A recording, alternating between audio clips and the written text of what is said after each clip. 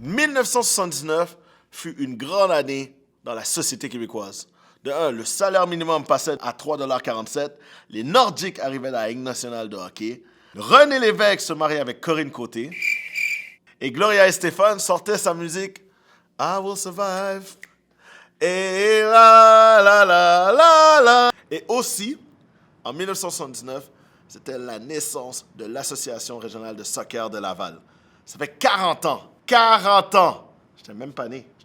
J'étais même pas en conception d'ailleurs. 40 ans. Nous avons eu le mandat de faire un survol des 40 dernières années et de rencontrer des acteurs qui ont fait en sorte que l'Association régionale de soccer de Laval soit ce qu'elle est aujourd'hui. Nous sommes très, très fiers de notre histoire de soccer à Laval et nous sommes très, très fiers de vous présenter le tout dès maintenant. Le poilu, c'est notre micro, là. Good. Donc, prêt, Mario? Ready? Here we go. OK, excellent. Évidemment, nul besoin de vous dire que le soccer, il y a 40 ans, c'était pas ce qu'on connaît aujourd'hui. Chose certaine, c'est que tous les acteurs qu'on a pu rencontrer ont commencé pratiquement tous de la même manière. Et d'Algérie d'abord, de France ensuite. Je voulais partir. Je ne sais pas pourquoi, mais c'était comme ça. Ouh!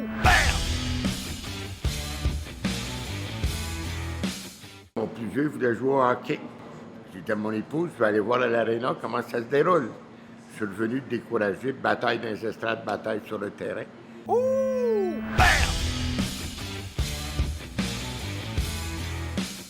Je pense que c'est les mêmes raisons qu'aujourd'hui. On nous fait venir un samedi matin sur un terrain, puis on nous dit, ben là, il n'y a pas, on manque de coach, on manque de ci.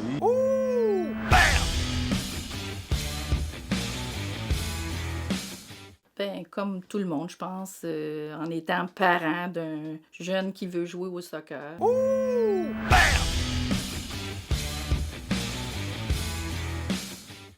Donc, on a atterri ici. Y a-t-il un parent qui veut m'aider? Fait que moi, j'ai levé la main, j'ai Il aidé. y a l'entraîneur là-bas qui vient, qui me dit, d'où tu viens, toi? Et je dis, ben, moi, j'arrive de France et je suis là, je suis nouveau. Il me dit, ça t'intéresse d'entraîner? Je dis, ouais, ma foi. Fait qu'elle est tombée gérante de l'équipe. Le soccer, il ne connaissait pas que c'était le soccer en 69. Il ne connaissait pas le soccer, hein? C'est quoi ça, le soccer? Je savais que le ballon était rond, c'est tout. J'en avais aucune idée. Aucun bagage en soccer.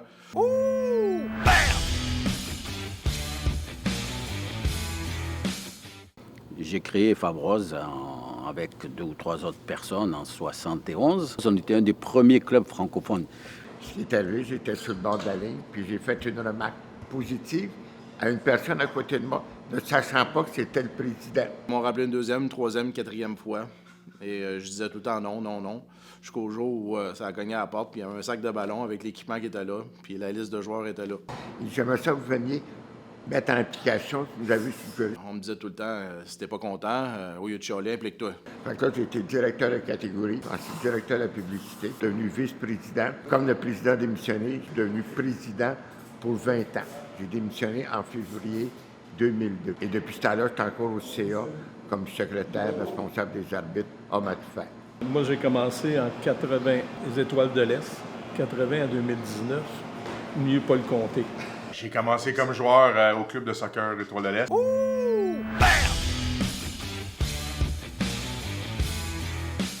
Par la suite, aux conquérants, aux équipes du Québec. Je me suis parti d'une compagnie d'impression au grand format. Après ça, je suis revenu à la Fédération de soccer du Québec en tant que coordonnateur des équipes du Québec. En 99-2000, je suis arrivé à l'ARS comme directeur général et j'ai transféré à l'ouverture de Val-des-Arbres à 2001 comme directeur général du Centre sportif Val-des-Arbres. Depuis 2004 ici, donc ça fait 19 ans que je travaille pour Complexe Multisport de Laval. Et vous avez pu constater que tout le monde a commencé de manière un petit peu bizarre à travailler dans le soccer. Et c'est justement suite à cela que l'Association régionale de soccer de Laval est née. Ben, Fernand Desrosiers. Il dit, viens-t'en avec moi, on va avoir du fun. On a travaillé ensemble pendant plusieurs années. Un chic type, ça a bien été. Les défis, c'était de rallier tout le monde, là. En attirant l'entraîneur, l'équipe pour s'entraîner au soccer, ils n'allaient plus au baseball. Ils restaient au soccer. On avait une augmentation de membership à 10-12 % par année. Le baseball a diminué, le soccer a augmenté. C'était dur à suivre de la part de tout le monde. C'était toutes des organisations bénévoles. On n'était pas structuré comme on est aujourd'hui. Madame la présidente, elle avait le plancher le vendredi soir des bureaux, tu sais. Pierre Marchand, qui était le président de l'ARS Laval, est venu me voir en disant « Écoute, on aurait besoin des gars comme toi au niveau régional. » Je n'étais pas intéressé parce que je trouvais qu'un club, c'était le cœur d'un homme, puis au moins tu pouvais t'impliquer dans ta communauté. Mais à un moment donné, les infrastructures, les structures, je trouvais qu'il fallait se désirer. Au lieu de chialer, je vais m'impliquer. Centre-Sud, de ce que je comprends, c'est un des plus petits. Hein.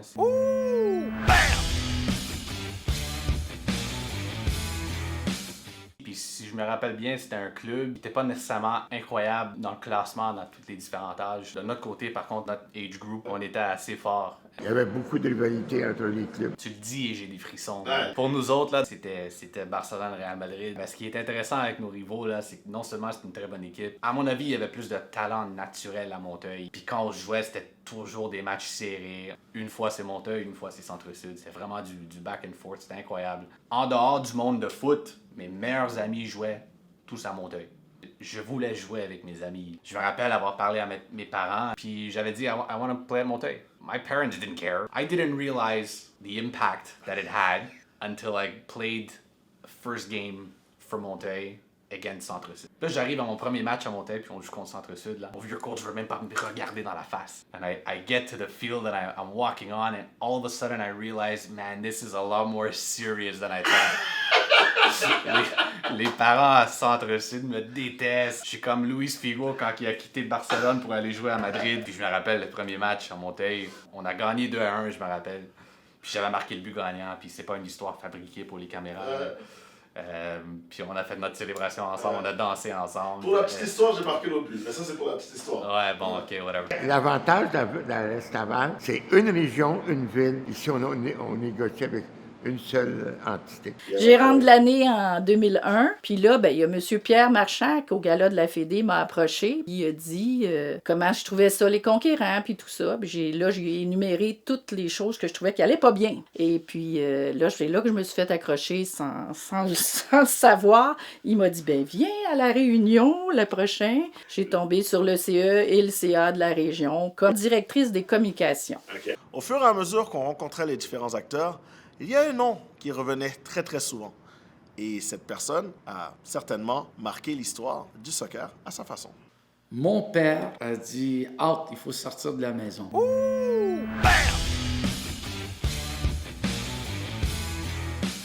Alors, vous allez jouer. Jouer à quoi? Il nous a apporté à une association qui vient tout juste de débuter, qui était le club de soccer Montreuil. On s'est inscrit, mais on s'est inscrit à quoi? Je ne savais pas. Dans le temps, c'était « c'est qui lui? Ah ouais, d'un but. Il parle même pas français. » Puis le petit Italien dans les buts. Puis j'insistais pour que je voulais jouer dehors. Je veux faire des buts. Je veux faire des buts. J'ai été le premier formateur de Gazola, moi. Il s'en rappelle peut-être plus, lui. Guy Burel était le président du club. Mon parcours d'entraîneur à partir des Conquérants de Laval était très intéressant et jamais je pense qu'on pourrait faire la même chose aujourd'hui. D'une part, il y a eu tellement manque de ressources d'entraîneurs. J'avais 17 ans, je coachais une équipe. Renato Bertacchini était l'entraîneur. Il est comme un deuxième père pour moi. Puis il me disait, pourquoi tu ne viens pas nous donner un coup de main? Moi, j'ai dit, OK, pas de problème. J'ai fait 2-3 années à Montreuil. En 86, pendant que je jouais semi-pro, j'ai pris ma première équipe avec les Conquérants de Laval dans la Ligue junior majeure du Québec. De là, pendant que je coachais les Conquérants de Laval, je coachais les équipes du Québec en 85, je me rappelle, j'avais même 21 ans. Et pendant que j'étais joueur-entraîneur avec l'Université de McGill. Alors, tu fais plusieurs chapeaux parce qu'il n'y avait pas autant d'entraîneurs et le métier d'entraîneur n'était pas à temps plein. Et suite à notre qualification en 91, le Supra de Montréal est venu me chercher. Et en 92 encore, j'étais aussi entraîneur adjoint de l'équipe nationale 17 ans à la Coupe du Monde. Je reviens de la Coupe du Monde, le Supra est terminé, je coach l'Université de McGill. En 93, Eddie Fermani vient me chercher pour être adjoint de l'Impact de Montréal, même entraîneur-chef de la deuxième équipe. Je dis OK, pas de problème. L'année en 94, Eddie me demande d'être adjoint de la première équipe. Je quitte toutes mes fonctions. McGill, équipe nationale, les équipes du Québec. Et je pense que tout le monde connaît l'histoire que Eddie, 3 jours avant la saison, quitte l'Impact de Montréal et je deviens entraîneur-chef de l'Impact de Montréal à partir de 94. J'étais très conscient que tu dis, OK, t'es pas ici pour la vie, là. Et alors, après 4 matchs, 1 victoire et 3 défaites, et tu dis, OK, qu'est-ce qui va se passer? Mais au contraire, c'était plus de... Je connaissais les joueurs et c'était plus de mettre une structure en place. Pour vous dire la vérité, après, on était à 11 écarts et on a terminé la saison 12 victoires et 8 défaites. Mais après, on a tellement bien fait dans les séries qu'on gagne la Coupe en 94.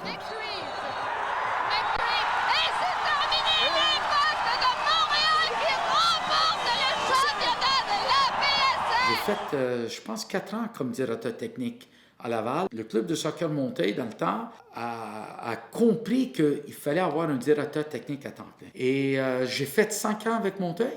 Aujourd'hui, j'ai fait déjà 12 ans à l'association régionale. Et Gazzola, pour nous, c'est le summum, c'est la lumière des entraîneurs au Québec. Vous êtes aussi le fondateur des Conquérants. Ah, ça, c'est notre histoire, ça, oui. Ah oui, les Conquérants de Laval, c'est une autre histoire. Eh bien, raconte-nous ton histoire, Guy.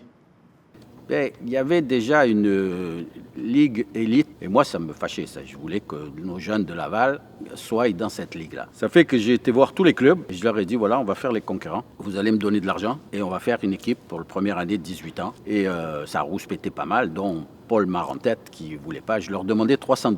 C'était pas gros pour se servir de leurs jeunes. Les Conquérants continuent comme ça quelques années et après atterrissent à la région Laval. Comme en 2001, je me suis plaint à Pierre Marchand qu'il y avait des choses qui ne fonctionnaient pas. En 2002, début 2002, il m'a donné la charge des Conquérants au complet. La directrice générale des Conquérants, si tu veux. Conquérants, j'avais 12-13 ans. C'était le next step. On savait que c'était l'équipe 3A.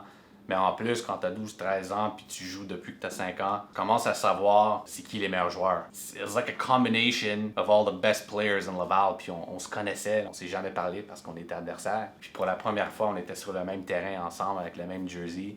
Les Conquérants de Laval, c'était la première vraie équipe qu'il fallait que je fasse. Puis c'était la première vraie équipe compétitive pour moi. Ouh! Bam! C'était ma famille, les Conquérants. C'était une passion. On a bien performé et ça a pris que de l'ampleur. On avait une équipe qui était très physique, où l'aspect plus de rapidité, donc athlétique. Alors moi, j'étais un joueur technique qui joue au ballon. Ouh! Bam! Ça fait en sorte que oui, il y a d'autres équipes qui m'ont approché parce qu'ils avaient un peu ce style de jeu-là. Moi, j'ai un sentiment d'appartenance un peu dans la vie. Puis le fait d'être avec les Conquérants de Laval qui m'ont formé, c'est-à-dire la ville de Laval et ensuite les Conquérants de Laval qui m'ont formé depuis que j'étais jeune, je voulais absolument rester. Moi, je pense que c'est l'ingrédient clé. Juste pour donner un exemple, comment la stabilité aide. Quand on a fait une transition de Conquérants de Laval vers les clubs, on a fait ça d'une façon très logique, très bien. Et les Conquérants de Laval n'ont pas souffert. Ça marchait même très bien, les Conquérants de Laval, qui ont gagné des différents championnats. En U14, ils ont gagné le championnat en Europe. Ils ont gagné la médaille d'argent au championnat canadien. Et puis, ils se sont repris en 2009. Ils ont gagné en 2009 à Winnipeg la seule médaille d'or au championnat canadien de Laval. Fait que c'est sûr, c'est une équipe spéciale dans mon cœur. Les Conquérants de Laval, l'association régionale de Laval, juste avant qu'on termine, 2 ans plus tard, on a gagné le championnat national. Ils ont disparu une année plus tôt parce qu'il restait juste Lac-Saint-Louis et Conquérants, donc c'était plus viable. Donc, je dirais que j'ai eu une vraie peine d'amour. Okay. J'ai été 2 mois à avoir vraiment des douleurs ici, là, puis des fois, je me demandais si je faisais une crise cardiaque. Okay. J'ai eu le cœur gros beaucoup. Mon opinion, ça aurait dû continuer. C'est sûr que j'adorais cette période-là. C'était du beau soccer. Puis je trouve que quand on est tombé de la nouvelle structure dans les clubs, c'est le niveau de soccer a baissé dans le AAA. En plus de faire sa marque dans le soccer, Laval est également devenu au fil des années la mecque du futsal au Québec. Notamment, le coach de l'équipe nationale de futsal a commencé ici, chez nous.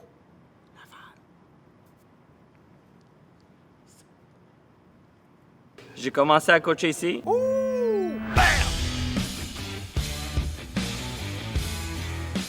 Un de mes ex-entraîneurs dans le pro, Valerio Gazzola, m'avait demandé si je voulais coacher une équipe à Laval. Ce qui est remarquable, tu sais, dans le parcours d'un entraîneur, tu vois des joueurs qui, après leur carrière, restent dans le sport, restent dans le soccer.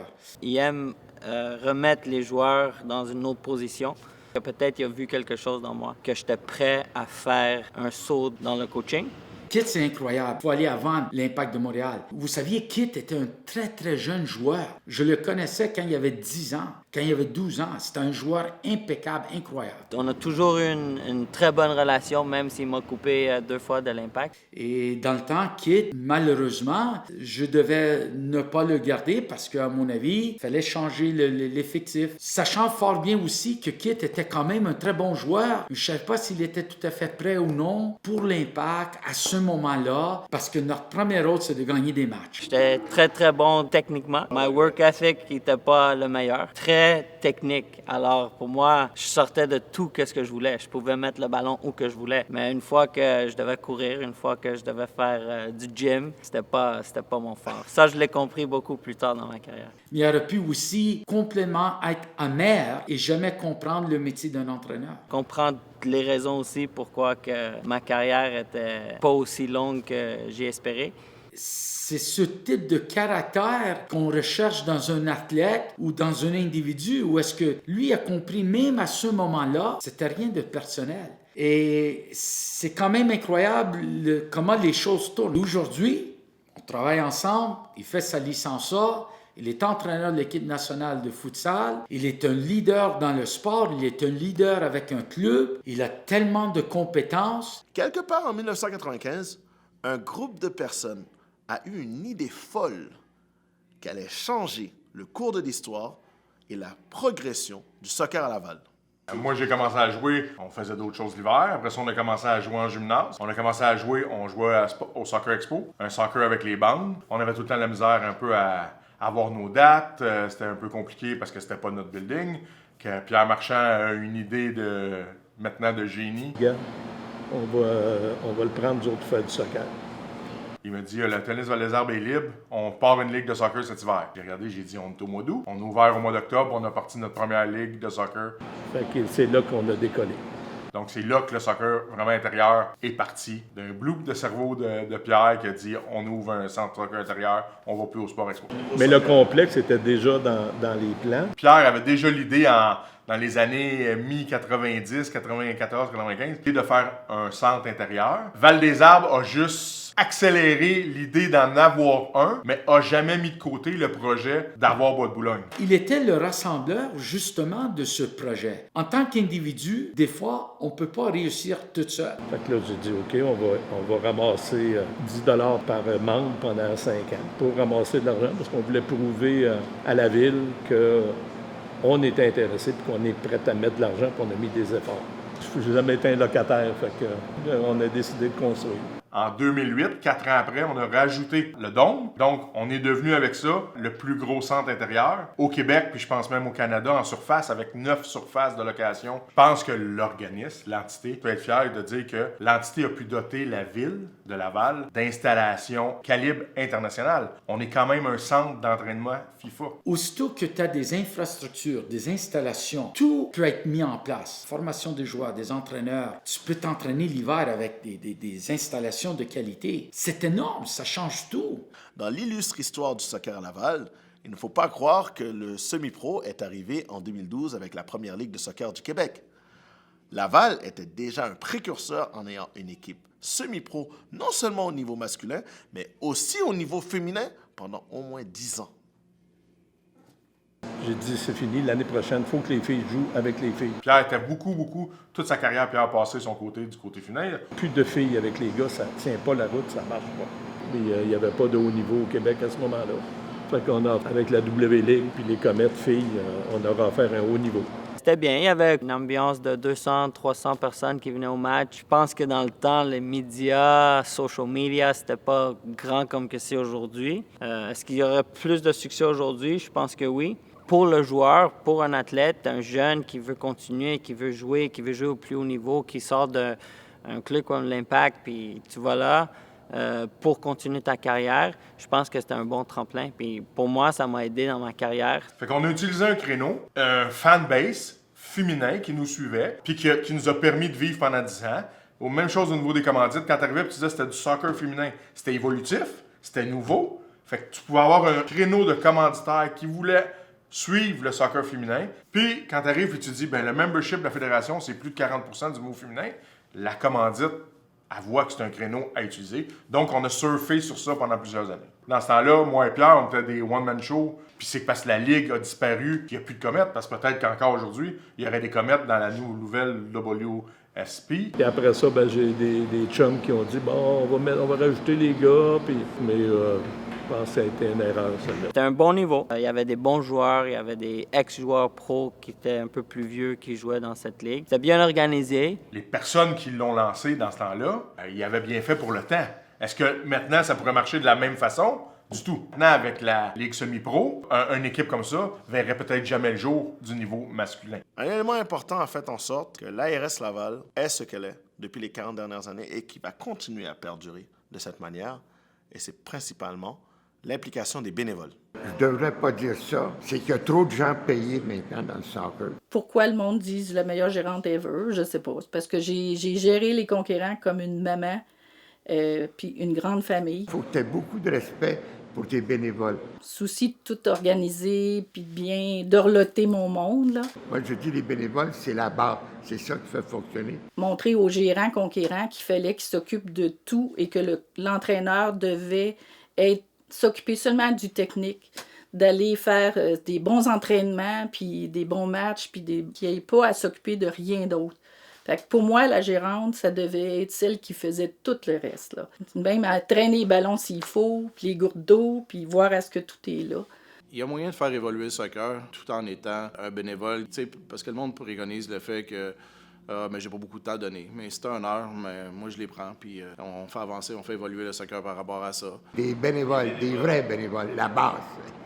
En parlant de bénévoles, le regretté Fernand Berleval a certainement été l'un des plus grands bénévoles que l'Association régionale de soccer de Laval a pu connaître. Nous avons eu la chance de rencontrer son fils qui a accepté de nous parler un peu de son père. Pour ce qui est de mon père, je pense sincèrement que c'était le besoin. Le club Montreuil était déjà un club qui était quand même bien réputé, qui avait une bonne réputation, mais il y avait toujours un besoin de plus où il manquait de mains, il manquait de staff, il manquait de gens qui s'impliquent vraiment comme ça à 100% puis qui disent si c'est pas moi qui le fais, je sais pas qui d'autre va le faire, puis je vais le faire à 100%, puis je vais tenter de donner le plus possible le goût aux autres personnes de se joindre à ma décision, ma cause qui est de m'impliquer. Fait que je pense vraiment que ça a été ça le plus gros point pour ce qui est de son implication personnelle à lui. Ça a été de se dire que on avait une belle communauté, on a un beau club. Il manque juste qu'il y ait des gens qui travaillent fort pour faire en sorte que tout roule bien. De 2010 à 2014, il n'a jamais arrêté de s'impliquer, sauf dans certains moments où la maladie était beaucoup trop forte puis emportait toute son énergie.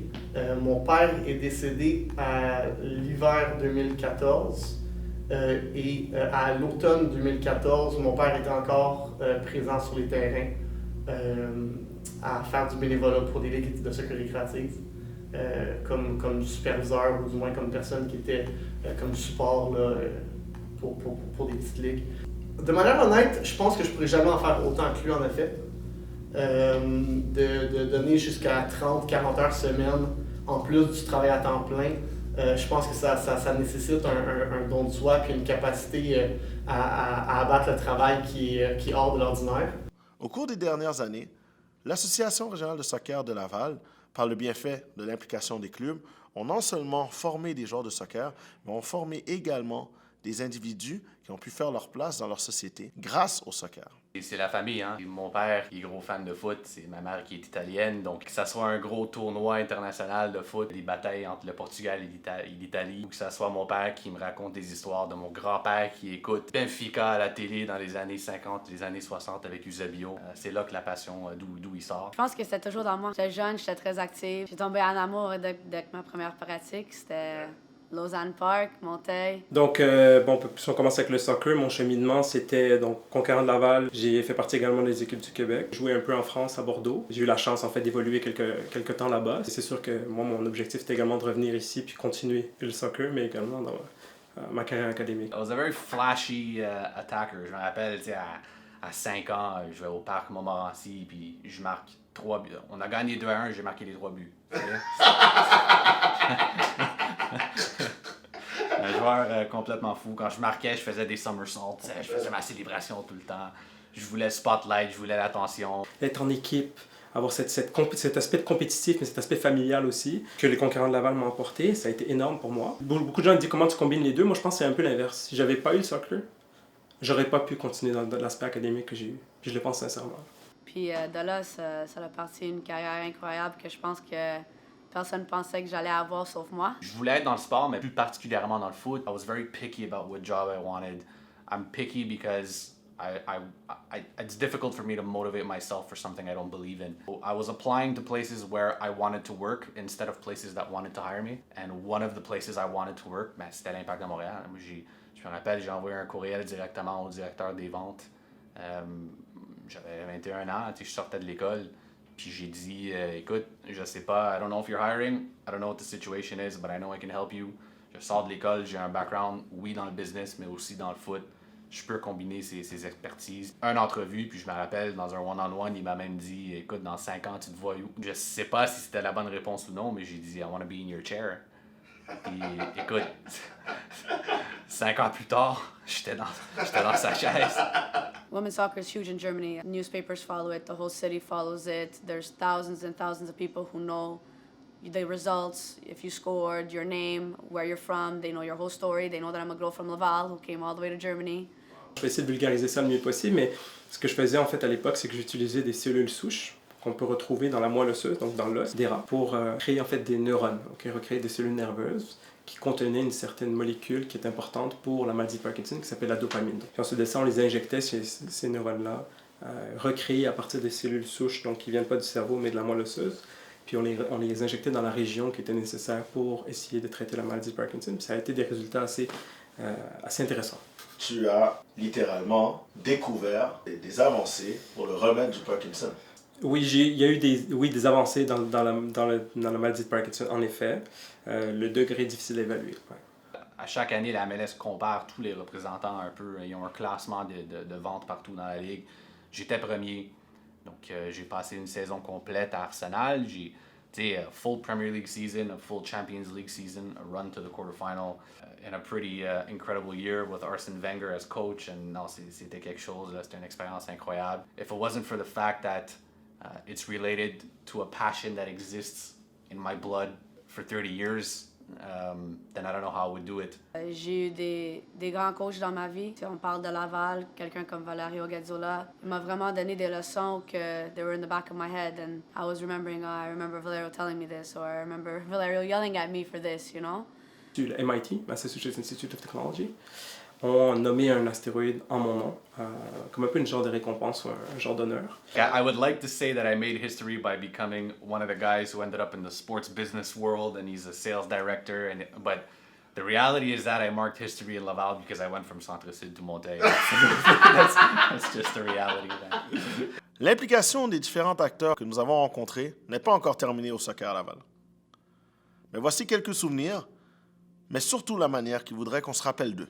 Tout ce que j'ai fait, ça a été qu'un but, faire comprendre aux Québécois qu'il y a un objectif et qu'il faut aller le chercher, cet objectif, c'est être le meilleur en technique, en qualité. Les installations de soccer à Laval font partie de les terrains synthétiques, le complexe, Val des Armes, puis le soccer féminin. Alors, on a fait la Coupe du Québec, ce qui a mérité à Fabre le club de l'année puis l'événement de l'année. De comprendre que on a un métier à faire et qu'on veut être honnête, on veut être juste. Des fois, on doit être ferme, mais juste et honnête. Je pense que si on est capable de travailler à l'intérieur de ces qualités-là, le monde va que te respecter for your honesty, pour ton honnêteté. On veut juste penser à Carole Fortin. Elle était fine. Elle était fine. J'ai pas besoin d'être sur le tableau à l'ARS, là, puis j'ai jamais recherché, comme je te dis, j'aime pas être devant la caméra, j'aime mieux, moi, prendre les photos. OK. Et puis, non, comment qu'on se souvient, j'ai un peu aidé, j'ai donné ma contribution au Soccer à Laval, puis c'est tout. Enfin, si tous ces jeunes-là traversent la route pour me dire bonjour, c'est mon salaire, c'est ma satisfaction. Un gars déterminé, peut-être. Ouh!